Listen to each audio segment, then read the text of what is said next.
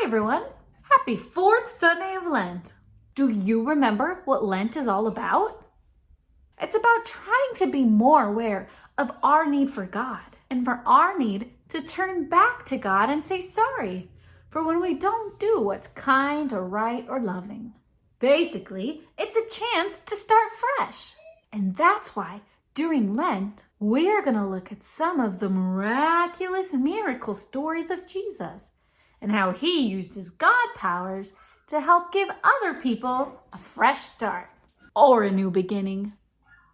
But before we look at our story today, who's ready for the meme of the week? Meme of the week! This is just a silly moment where I share with you one of the funniest memes I've seen this week. Take it away, Planty. Meme of the week. Let's see. What's the meme of the week? This sentence is in all caps. Get it? All caps. That is too funny. You know, that reminds me of something funny Penny said the other day. One sec, let me get her on the phone.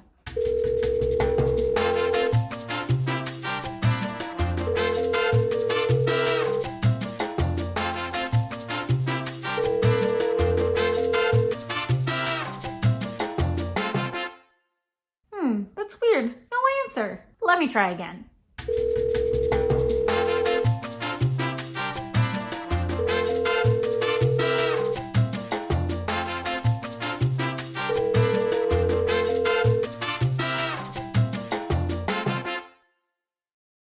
Well, it looks like Penny doesn't want to talk right now. That's okay, because it gives us more time to talk about our miracle story. Raise your hand if you've ever seen a fish. Raise your hand if you've ever been fishing. Raise your hand if the only time you've ever gone fishing you cried so hard because you felt so bad for the fish that you can never ever fish again. Just me? Well, today's miracle story is all about fish. And it's also about what happens when Jesus calls someone and invites them to be his friend. So this story comes from Luke, chapter 5, verses 1 through 11. One day, there was a huge crowd who wanted to hear what Jesus had to say. And because microphones weren't invented yet, Jesus hopped on a boat so he could teach to everyone who was standing on the shore. After he finished teaching, he said to Simon, the guy who owned the fishing boat, "Hey, let's go catch some fish." "Well, I'm not too sure about that, Jesus," Simon said. "We've been fishing all night and haven't even caught a tiny minnow." Said Jesus. "Just try it.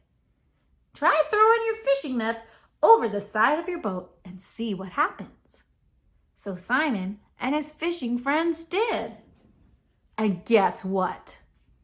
Their net got so full of fish, they had to call over other boats to help them pull up the net, and all the boats were so full of fish, they almost sank. After seeing this miracle, Simon and his fishing friends, James and John, decided to quit their fishing jobs and start following Jesus. And they were some of Jesus's first friends. Holy moly, that's a lot of fish! So this story's awesome. Not only because it's a miraculous miracle story where Jesus makes a bunch of fish come out of nowhere, therefore providing food and income for people who rely on a system that only provides food and income if they can catch and sell fish regardless of weather and migratory patterns, but also because Jesus invites ordinary people to participate in a miraculous miracle. At this point in Jesus' life, he was starting to become a more well-known teacher, also known as a rabbi. And rabbis always had disciples or students who would follow them around and learn from them. Usually, rabbis would pick the brightest students. But who does Jesus pick to be his students or his disciples? Smelly, stinky day laborers who were covered in fish guts and seaweed? Yep, that's right. You see, these men who were on the fishing boats were not the brightest students at rabbinical school, and they probably dropped out. But did Jesus care about that? No! And if you look at all the other people Jesus called to be his disciples, you'll see that they weren't really the brightest students at rabbinical school either. So here's an all-play question. Why do you think Jesus invited regular, ordinary people to be his disciples, instead of the people who knew a lot about the scriptures and followed all the religious rules? Go ahead and share your answers in the chat. Why do you think Jesus invited regular, ordinary people to be his disciples?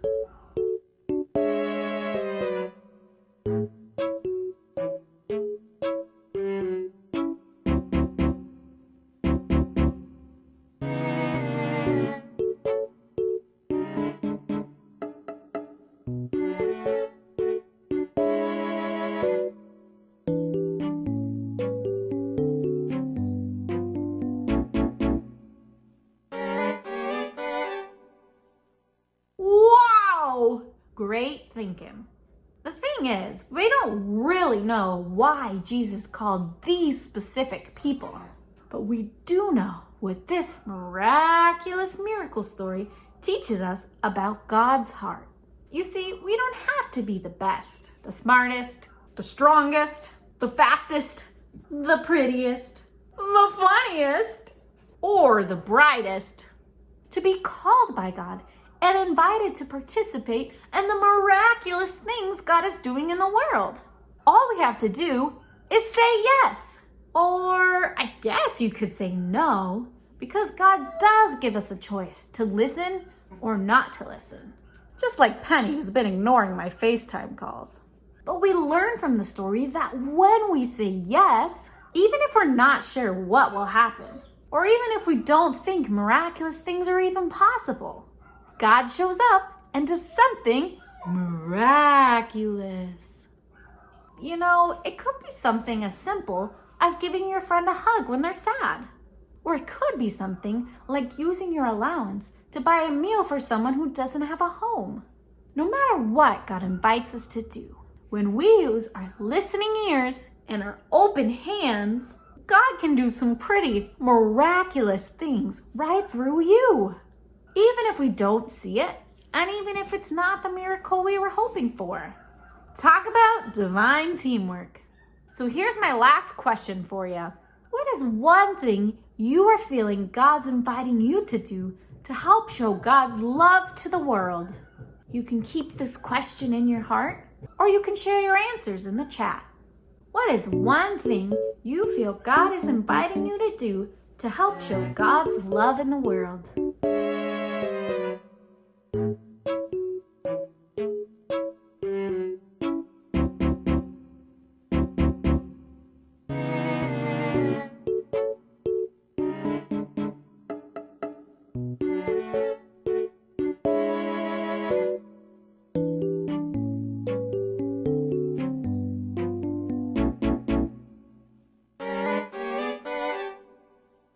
Wow, thanks for sharing, everyone. And thanks for reading this miraculous miracle story with me. See you next time, and happy Lenting. Oh no, don't go in there.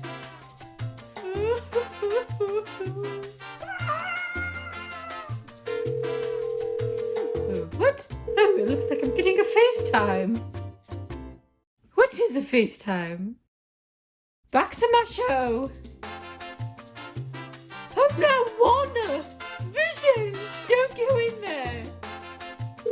Oh, another FaceTime! Not now, Ali! I must find out what happens with Wanda!